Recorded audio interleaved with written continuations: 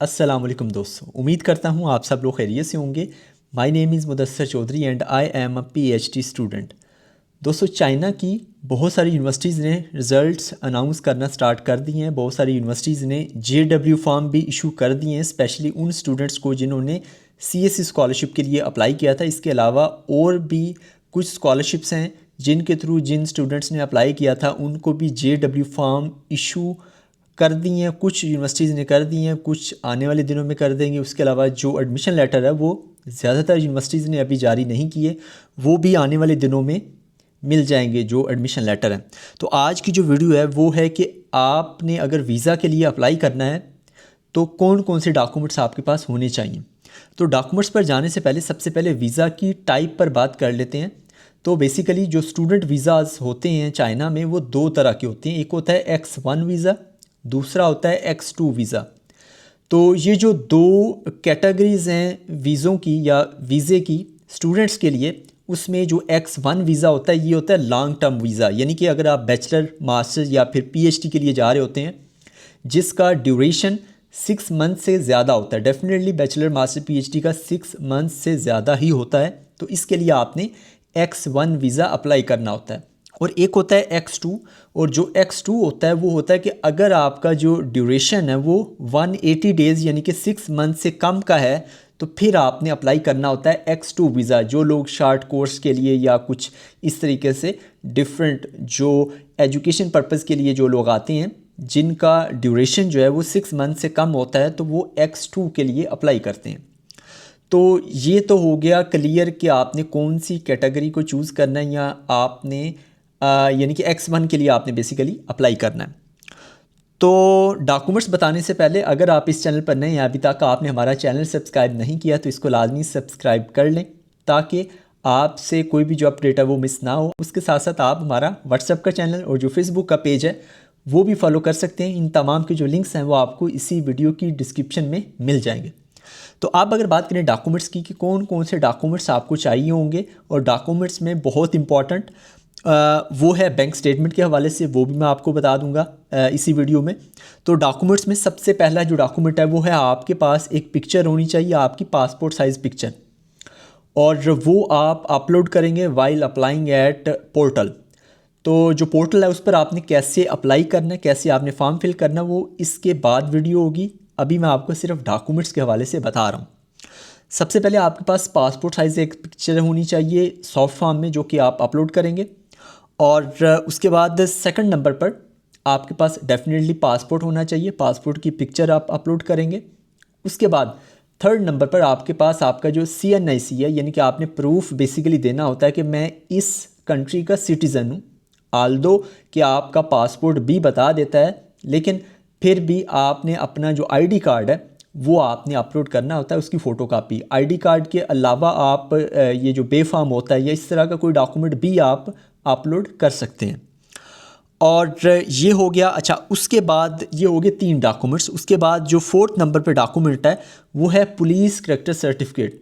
और ये जो इसकी वेरिफिकेशन है या अटेस्टेशन है इसका मैं आपको बाद में बताता हूँ। पहले मैं डॉक्यूमेंट्स बता दूँ, फिर उसके बाद मैं इसकी अटेस्टेशन पर भी बात करूँगा।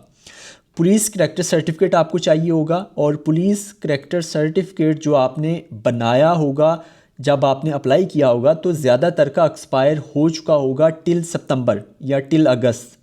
तो इसलिए अगर आपका एक्सपायर हो जाएगा या टिल जुलाई तो फिर बेहतर है कि आप अपना दोबारा से बनवा लें पुलिस करैक्टर सर्टिफिकेट, जो कि 6 मंथ के लिए वैलिड होता है।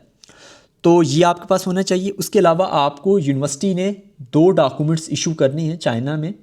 वो है एक है JW फॉर्म, बहुत इंपॉर्टेंट, और दूसरा है एडमिशन लेटर। ये 2 डॉक्यूमेंट्स चाइनीज़ यूनिवर्सिटी आपको इशू करती है, और ये जो 2 डॉक्यूमेंट्स हैं ये आपको भले वो वाया ईमेल सेंड कर दें या फिर आपको वाया कोरियर आपको भेज दें। ज़्यादातर यूनिवर्सिटीज़ वैसे ऑनलाइन ही वाया ईमेल सेंड कर देती हैं, या फिर आप इनकी जो वेबसाइट है स्टडी इन चाइना वाली उधर से भी आप डाउनलोड कर सकते हैं JW फॉर्म वगैरह।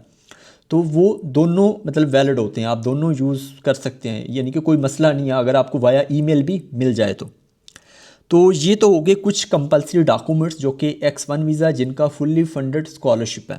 अच्छा, जो डॉक्यूमेंट्स की अटेस्टेशन है उसमें आपने अपने जितने भी एजुकेशनल डॉक्यूमेंट्स हैं जिसमें आपकी डिग्रीज़ और ट्रांसक्रिप्ट वगैरह उनको आपने अटेस्ट करवाना होता है, वेरीफाई करवाना होता है।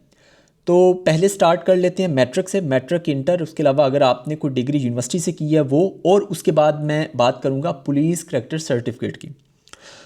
तो मेरी जो बात है वो ज़रा ध्यान से सुनिएगा कि जो है आपके बोर्ड की डिग्री जिसमें मैट्रिक है, यानी कि डिग्री कह लें, सनद कह लें, जो भी आपके पास डिग्री है बोर्ड की जिसमें मैट्रिक और इंटरमीडिएट है, उसको आपने सबसे पहले वेरीफाई करवाना है बोर्ड से। बोर्ड के बाद आपने आईबीसीसी से करवाना है। आईबीसीसी से अटेस्ट या वेरीफाई करवाने के बाद आपने मिनिस्ट्री ऑफ फॉरेन अफेयर्स से अटेस्ट करवानी होती है सिंपल अटेस्टेशन। जो मोफा है यानी कि मिनिस्ट्री ऑफ फॉरेन अफेयर है, इसकी दो तरह की अटेस्टेशन होती है जनरली, एक होती है सिंपल, दूसरी होती है अपोस्टाइल। तो इसके लिए आपने सिंपल अटेस्टेशन करवानी है, अपोस्टाइल नहीं करवानी। और इसी तरह जो यूनिवर्सिटीज़ की डिग्रीज़ हैं उसमें ये होता है कि कुछ यूनिवर्सिटीज़ का ये होता है कि एचईसी डायरेक्टली उसको अटेस्ट या वेरीफाई नहीं करती, उसके लिए पहले आपको यूनिवर्सिटी से करवाना होता है। तो ये यूनिवर्सिटी टू यूनिवर्सिटी वेरी करता है। तो इसके लिए आपने कंफर्म कर लेना है अपने किसी क्लास फेलो से या अपने किसी यूनिवर्सिटी फेलो से कि क्या हमें यूनिवर्सिटी से पहले अटेस्ट करवाने की ज़रूरत है या नहीं। अगर है तो वो करवाएं। उसके बाद फिर आप एचईसी यानी कि हायर एजुकेशन कमीशन से आपने अटेस्ट या वेरीफाई करवानी है। और ज़्यादातर का ये होगा कि उनको यूनिवर्सिटी से अटेस्ट करवाने की ज़रूरत नहीं होगी, उन्होंने डायरेक्ट एचईसी से वेरीफाई करवाना है और उसके बाद मिनिस्ट्री ऑफ फॉरेन अफेयर्स से करवाना है, और वो भी सिंपल अटेस्टेशन जिसमें आपकी डिग्री आपकी ट्रांसक्रिप्ट होगी। और जो मैट्रिक और इंटरमीडिएट है उसमें सिर्फ सनद, रिज़ल्ट कार्ड को अटेस्ट या वेरीफाई करवाने की ज़रूरत नहीं है। आप सिर्फ अपनी सनद मैट्रिक और इंटर की, और उसके बाद जो बैचलर या फिर आपने अगर मास्टर्स भी किया साथ में, तो जो यूनिवर्सिटीज़ की डिग्रीज़ हैं वो आपने डिग्री और साथ में ट्रांसक्रिप्ट यानी कि रिज़ल्ट कार्ड। मैट्रिक इंटर का बेसिकली इस तरीके से होता है कि जो रिज़ल्ट कार्ड होता है यानी कि जिसको हम मार्कशीट बोलते हैं, और जो सनद होती है, सनद के ऊपर भी जो मार्क्स वगैरह हैं वो लिखे होते हैं, तो इसलिए वो सनद ज़्यादा इंपॉर्टेंट होती है।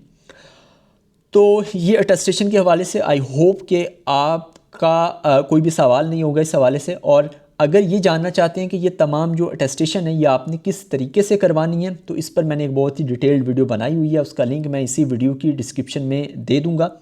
तो वो आप वहाँ से देख सकते हैं कि किस तरीके से आपने बोर्ड से, उसके बाद आईबीसीसी यूनिवर्सिटी वाली डिग्री, आपने HEC ministry of foreign affair, आपने किन किन तरीक़ों से आपने अटेस्ट या वेरीफाई करवाना है। उसके अलावा ये जो एचईसी से अटेस्टेशन है ये अभी चेंज हो गया, पहले डिफरेंट था। जब मैंने वीडियो बनाई थी कुछ दिन पहले, तब तक जो सिस्टम था वो डिफरेंट था, अभी उन्होंने टोटली ऑनलाइन कर दिया। तो उसके लिए आप फिर एचईसी की वेबसाइट को भी विज़िट कर सकते हैं। तो ये तो होगी अटेस्टेशन के हवाले से तमाम डिटेल। अच्छा, अटेस्टेशन में एक चीज़ मैं भूल गया हूँ, वो है पुलिस करैक्टर सर्टिफिकेट। तो जो पुलिस करैक्टर सर्टिफिकेट है वो आपने अपोस्टाइल करवाना है, यानी कि उसको सिंपल अटेस्टेशन की ज़रूरत नहीं है, उसको आपने करना अपोस्टाइल। जो सिंपल अटेस्टेशन है उसकी फ़ीस बहुत मिनिमम होती है, 20, 30, 40 रुपये, लेकिन जो अपोस्टाइल होता है उसकी पुलिस करैक्टर सर्टिफिकेट के लिए जो फ़ीस है वो है 3000 रुपीज़। और उसमें जो अपोस्टाइल करवाने का तरीका है, सिंपल और जो पोस्टाइल है, ये दोनों डिफरेंट हैं।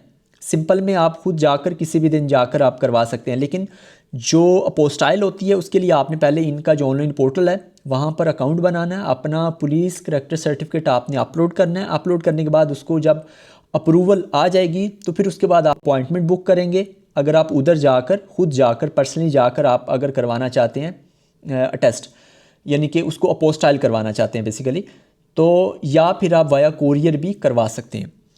और ये होगी अटेस्टेशन के हवाले से कुछ बातें। और अब अगर बात करें जो आपका बैंक स्टेटमेंट है और जो एफआरसी वगैरह यूजुअली चाहिए होती है अगर आपके साथ कोई बच्चे वगैरह जा रहे हैं या आप बैंक स्टेटमेंट किसी और की यूज़ कर रहे हैं। तो मैं पहले बैंक स्टेटमेंट के हवाले से आपको क्लियर कर देता हूँ। तो अगर तो आपका फुली फंडेड स्कॉलरशिप है, फुली फंडेड से मुराद ये है कि आपकी कोई भी ट्यूशन फ़ी नहीं है, आपको मंथली स्टाइपेंड मिल रहा है, उसके अलावा आपकी हेल्थ इंश्योरेंस और आपकी जो अकोमोडेशन है वो फ्री है। तो अगर ये तमाम चीज़ें कवर की जा रही हैं तो आपको बैंक स्टेटमेंट या तो चाहिए ही नहीं होगी, या अगर चाहिए भी हुई तो फिर बैलेंस मैटर नहीं करेगा, भले उसमें 5 रुपये हों या फिर 500 रुपीज़ हों, वो मैटर नहीं करेगा। और इसमें ये होता है कि बाज़ औक़ात इस्लामाबाद वाले कहते हैं अच्छा ठीक है इसके बगैर ही कर दें, बाज़ औक़ात जो है वो लाहौर वाले कहते हैं नहीं आप इसको अपलोड करें। तो बाज़ुकात, और ये अभी इन्होंने आलमोस्ट जो है वो ख़त्म ही कर दी है। यूजुअली जो है बैंक स्टेटमेंट के बगैर ही आपकी एप्लीकेशन जो है वो अप्रूव कर देते हैं। तो ये तो हो गया फुली फंडेड स्कॉलरशिप के लिए। और अगर आपका पार्शियल फंडेड या फिर सेल्फ फाइनेंस के ऊपर है तो फिर आपके पास बैंक स्टेटमेंट होनी चाहिए, और वो जो बैंक स्टेटमेंट है उसको भी आपने अपने पुलिस करैक्टर सर्टिफिकेट के साथ साथ आपने अपोस्टाइल करवाना होता है। तो अगेन अगर आपका फुली फंडेड स्कॉलरशिप है, CSC स्कॉलरशिप है, जिसमें ये तमाम बेनिफिट जो मैंने आपको पहले बताए हैं वो आपको मिल रहे हैं, तो फिर आपको अपोस्टाइल नहीं करवाना, ना ही आपको बैंक स्टेटमेंट चाहिए होगी। और जो FRC है, FRC यूजुअली ये होता है कि या तो आपके साथ कोई और जा रहा है, जैसा कि आपका डिपेंडेंट कोई है या कोई बच्चे हैं, तो फिर चलें उसमें यूज़ होता है, या फिर आप अगर बैंक स्टेटमेंट किसी की यूज़ कर रहे हैं तो उसमें आपने अपना रिलेशन शो करना होता है उस बंदे के साथ, तो इसलिए जो है वो आप FRC बनवाते हैं। बाकी अगर आप अकेले जा रहे हैं, आपका फुली फंडेड स्कॉलरशिप है, तो फिर ये FRC वगैरह नहीं चाहिए। तो ये थे कुछ डॉक्यूमेंट्स, ये तमाम डॉक्यूमेंट्स मैंने आपको बता दिए। इसमें कुछ मैंने कंपलसरी पहले बताए हैं, और जो अप्लाई का तरीकाकार है वो मैं उस पर नेक्स्ट वीडियो बना दूंगा, वो मैं अप्लाई करके दिखा दूंगा। वो वीडियो मैंने रिकॉर्ड की हुई है, अभी मैं उस पर भी काम कर रहा हूँ साथ साथ, तो वो वाली वीडियो भी देखना मत भूलिएगा। और ये थी तमाम डिटेल, और अगर आपका फिर भी कोई भी सवाल हो तो आप इस वीडियो के नीचे लाजमी कमेंट कीजिएगा और अपने दोस्तों के साथ भी लाजमी शेयर कीजिएगा। और मिलते हैं इंशाल्लाह नेक्स्ट वीडियो में। दुआ में लाजमी याद रखिएगा, और अगेन अगर आपने चैनल सब्सक्राइब नहीं किया तो इसको लाजमी सब्सक्राइब कर लें, और अपना बहुत सारा ख्याल रखिएगा। अल्लाह निगहबान।